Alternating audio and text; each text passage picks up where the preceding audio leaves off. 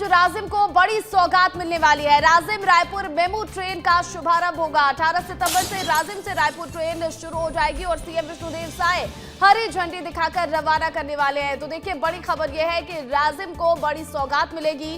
राजिम और Raipur MEMU train का शुभारंभ किया जाएगा। 18 सितंबर से राजिम से रायपुर ट्रेन शुरू हो जाएगी और सीएम विष्णुदेव साय हरी झंडी दिखाकर ट्रेन को रवाना करेंगे।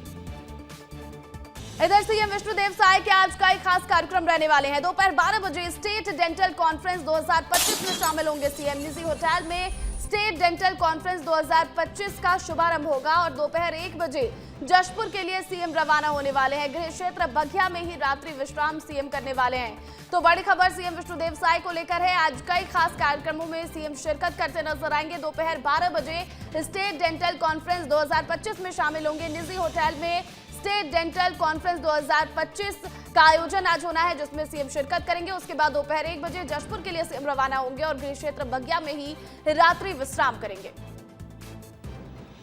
तो देखिए, आज सीएम विष्णुदेव साय के कई खास कार्यक्रम रहने वाले हैं और बड़ी बात यह है कि एक बार फिर सीएम अपने गृह जिले जशपुर जाने वाले हैं। गृह जिले के दौरे पर रहने वाले हैं और वहां पर गृह क्षेत्र बगिया में ही रात्रि विश्राम करते नजर आएंगे। लेकिन उससे पहले रायपुर में भी एक खास कार्यक्रम, आज स्टेट डेंटल कॉन्फ्रेंस 2025 का आयोजन किया जा रहा है। निजी होटल के सभागार में इसका आयोजन किया जाएगा और दोपहर 12 बजे का समय निर्धारित किया गया है जब सीएम इस कार्यक्रम में शिरकत करने वाले हैं। उसके बाद दोपहर 1 बजे सीएम जशपुर के लिए रवाना हो जाएंगे और गृह क्षेत्र बगिया में रात्रि विश्राम करेंगे। इधर रायपुर में खेल मंत्रालय की वर्चुअल बैठक हुई है। केंद्रीय युवा कार्य और खेल मंत्रालय की बैठक और केंद्रीय खेल मंत्री की अध्यक्षता में यह बैठक हुई। खेल मंत्री अरुण साव बैठक में शामिल हुए। खेल और युवा विकास से जुड़ी चुनौतियों पर चर्चा की गई। नई युवा कल्याण योजना शुरू करने पर भी चर्चा हुई है। तो बैठक में डिप्टी सीएम अरुण साव ने सुझाव दिया है कि स्कूलों में खेल बुनियादी ढांचे को विकसित किया जाए। आवश्यक स्टाफ की भर्ती करने का भी सुझाव यहां पर दिया गया है। नवोदय एकलव्य स्कूलों में खेलों पर विशेष फोकस की बात कही गई है। तो देखिए, छत्तीसगढ़ की राजधानी रायपुर में खेल मंत्रालय की एक बड़ी बैठक हुई। वर्चुअली इस बैठक को लिया गया है और केंद्रीय युवा कार्य और खेल मंत्रालय की यह बैठक थी, जिसमें केंद्रीय खेल मंत्री की अध्यक्षता में पूरी बैठक हुई और खेल मंत्री अरुण साव भी बैठक में शामिल हुए। खेल और युवा विकास से जुड़ी चुनौतियों पर इस दौरान चर्चा हुई है। इधर छत्तीसगढ़ के गरियाबंद से वो तस्वीरें सामने आई है जो बताती है कि अब लाल आतंक की उल्टी गिनती शुरू हो चुकी है। ऑपरेशन मॉनसून के तहत सुरक्षा बलों ने नक्सलियों के सबसे खूंखार चेहरों को एक एक कर खत्म कर दिया है। जिन पर करोड़ों का इनाम था, अब उनकी लाशें उतारी जा रही हैं। आप इस रिपोर्ट में देखिए। हवा में लहराता फोर्स का ये चॉपर कोई आम चॉपर नहीं है। इसमें 3 करोड़ के इनामी नक्सलियों की लाशें हैं, जिन्हें सुरक्षा बलों के जवानों ने एनकाउंटर में मार गिराया। गरियाबंद के मटाल के जंगलों में फोर्स और नक्सलियों के बीच भीषण जंग हुई। जवानों ने 10 नक्सलियों को ढेर कर दिया, जिसमें नक्सलियों का उड़ीसा कैडर करीब करीब खत्म हो गया है। कई घंटे चले एनकाउंटर के बाद माओवादियों की लाशें चॉपर से रायपुर लाई गई। एक एक करके उतरती ये लाशें लाल आतंक के हौसलों का भी खात्मा कर रही हैं। कल दोपहर करीब 2 बजे गंभीर फायरिंग शुरू हो गई नक्सलियों की तरफ से। सर्चिंग लगातार जारी रही। फायरिंग आज सुबह तक चली। सर्चिंग के दौरान 10 हथियार, गोला बारूद, लिटरेचर और दैनिक उपयोगी सामान मिले हैं। 10 नक्सली जो मारे गए हैं, उनमें से 3 बड़े महत्वपूर्ण कार्डर हैं। लेकिन ये इतना आसान नहीं था। इसे ऐसे समझिए, जवानों को शव लाने में ही 24 घंटे लग गए। विस्तार न्यूज की ग्राउंड जीरो से रिपोर्ट भी देखिए।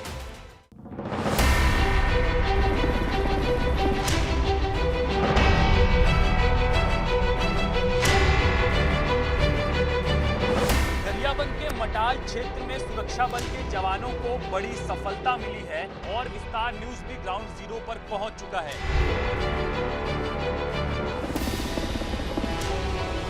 ये घंघोर जंगल है। सड़क यहां से खत्म हुई है और इसके बाद यहां से पैदल रास्ता तय होगा। ये जो पूरा ऑपरेशन था वो जॉइंट ऑपरेशन था। ऊपर में शिखर में जो है वो नक्सलियों और जो सुरक्षा बल के जवानों के साथ में मुठभेड़ हुई थी। कुल मिलाकर बहुत बड़ा नुकसान नक्सलियों को हुआ है। गरियाबंद में नक्सलियों का एक आधा से ज्यादा कुनबा समाप्त हो गया। मारे गए नक्सलियों में मनोज, प्रमोद, विमल जैसे बड़े कैडर के नक्सली भी शामिल हैं और इन तीनों नक्सलियों पर कुल 2 करोड़ 33 लाख रुपए का इनाम था। ये तीनों नक्सली अलग अलग क्षेत्र में नक्सल संगठन के लिए अहम भूमिका निभाते थे और एक साथ कई जिम्मेदारी संभालते थे। ऐसे में इन तीनों के एक साथ मारे जाने से छत्तीसगढ़ उड़ीसा बॉर्डर पर नक्सलियों का ठिकाना लगभग खत्म हो गया है। वहीं 10 नक्सलियों के मारे जाने पर गृह मंत्री अमित शाह ने भी बधाई दी है और लिखा है कि आने वाले 31 मार्च से पहले लाल आतंक का विनाश निश्चित है। वहीं छत्तीसगढ़ के मुख्यमंत्री विष्णुदेव साय ने भी जवानों की हौसला अफजाई की है। गरियाबंद में नक्सली मुठभेड़ में हमारे जवानों को भारी सफलता मिली है। मैं उनके साहस को नमन करता हूँ। जवानों की एक कामयाबी वाकई काबिले तारीफ है। ब्यूरो रिपोर्ट, विस्तार न्यूज। और इधर बड़ी खबर खैरागढ़ से है, जहां पर एक बार फिर डायरिया का प्रकोप देखने को मिला है। 3 दिन में डायरिया के 12 नए मामले सामने आए। नगर पालिका पर लापरवाही के आरोप लग रहे हैं। तो वहीं पुरानी पाइपलाइन से गंदा पानी भी मिल रहा है। शिकायतों के बावजूद पाइपलाइन नहीं बदली जा रही है और इसके बाद लोग डायरिया की चपेट में आ रहे हैं। स्वास्थ्य विभाग ने जांच और दवाओं का वितरण किया है। पानी के लिए, जो पीने के लिए पानी होता है, उसकी भारी परेशानी है, उसकी भारी किल्लत खैरागढ़ में देखने को मिल रही है। लोग गंदा पानी पीने को मजबूर हैं और इसकी वजह से वो डायरिया की चपेट में आ रहे हैं। तो देखिए, खैरागढ़ में डायरिया का कहर लगातार जारी है और बीते 3 दिनों में ही डायरिया के 12 नए मामले सामने आए हैं और ऐसे में नगर पालिका पर लापरवाही के आरोप लग रहे हैं। हमारे वार्ड में कचरा की समस्या है ज्यादा। नाली साफ सफाई नहीं हो, कचरा नहीं निकले, को काम पूरा बोझारी थे, सफाई नहीं कर सके कोई। और बोलवे तब भी साय नहीं सफाई करे। हमारे में 4 जन हो। अभी ठीक है, हॉस्पिटल अभी कल परसों ही। मोहल्ला है देवचौरा, वहाँ पे एक गली थी, उसमें ज्यादातर केस वहाँ से निकले थे। तो तकरीबन 13 केस तो कल 3 दिन में ही एडमिट हो गए थे और अभी ज्यादातर लोग छुट्टी होके जा चुके हैं। अब स्थिति कंट्रोल में है और वहाँ पे आरएचओ के माध्यम से घर घर दवाई वगैरह बांटा गया और सभी लोगों को पानी उबाल के पीने की सलाह दी गई और पानी का सोर्स बदला गया तो वो लोग ठीक है। बड़ी खबर रायपुर से है, जहां पर न्यूड पार्टी का पोस्टर वायरल हो रहा है। युवक युवतियों को बिना कपड़ों के आने का इनविटेशन दिया गया है। इंस्टाग्राम पर शेयर हुआ है पोस्टर और देखते ही हड़कंप मच चुका है। सोशल मीडिया पर ये पोस्टर वायरल हो रहा है। पुलिस आयोजकों और अकाउंट की तलाश कर रही है और लगातार इस तलाश में जुटी हुई है।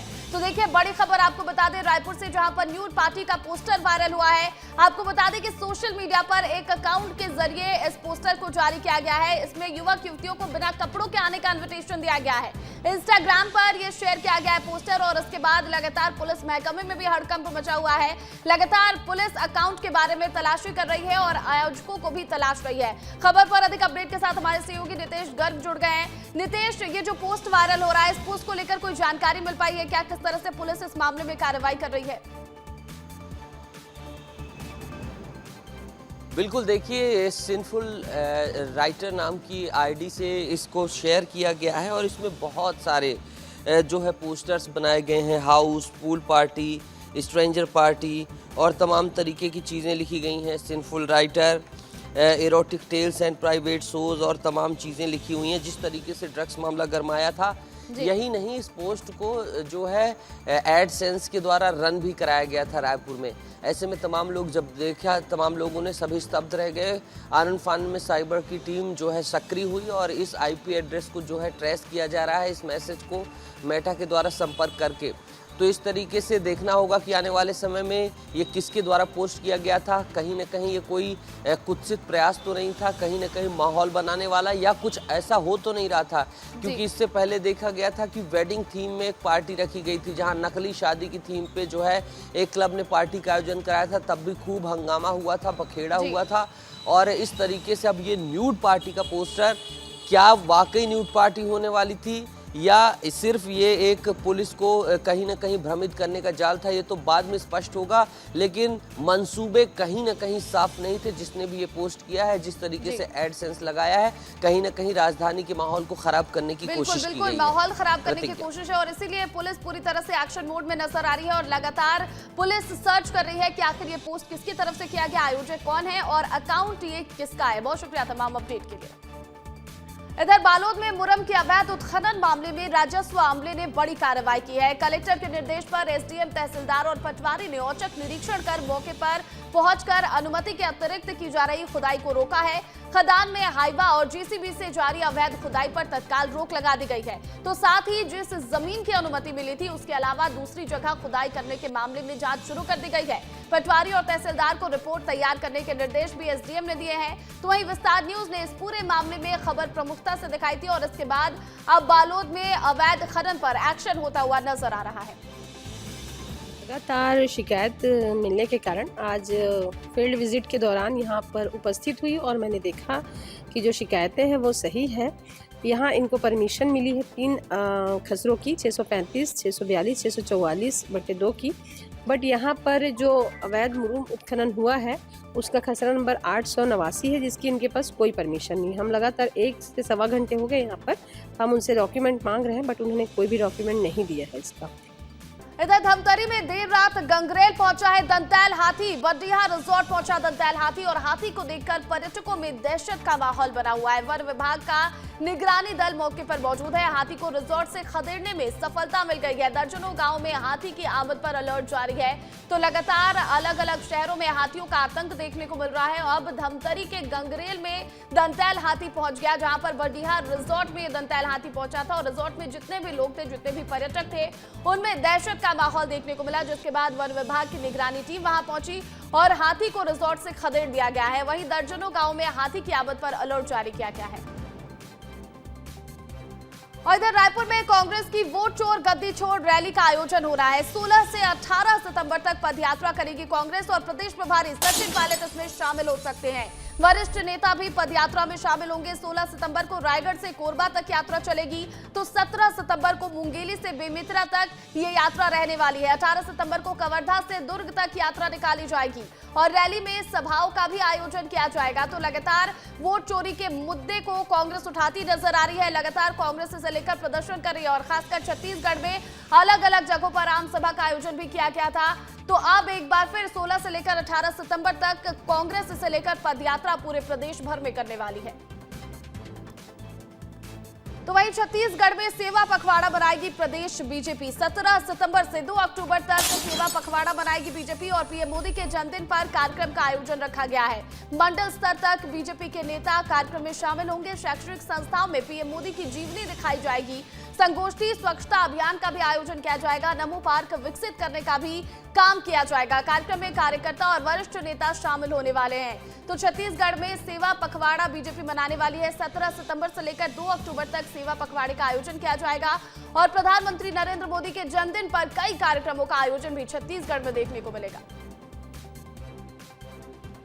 खबर रायपुर से है, जहां पर एग्री स्टेक और किसान पोर्टल में किसानों का पंजीकरण। पंजीकृत किसानों से ही होगी समर्थन मूल्य पर धान खरीदी और ऐसे में मंत्रिमंडलीय उप समिति की बैठक आयोजित की गई है। धान खरीदी और कस्टम मिलिंग पर चर्चा हुई। इस बैठक में खाद्य मंत्री दयालदास बघेल ने बैठक की अध्यक्षता की और कृषि, स्वास्थ्य, वित्त और राजस्व मंत्री इस दौरान मौजूद रहे। 2025 से 26 में खरीफ में पारदर्शी धान खरीदी के निर्देश जारी किए गए हैं। तो देखिए, रायपुर में एग्री स्टेक और किसान पोर्टल में किसानों का पंजीकरण कराया जाएगा और जो किसान पंजीकरण करेंगे उन्हीं किसानों से समर्थन मूल्य पर धान खरीदी की जाएगी।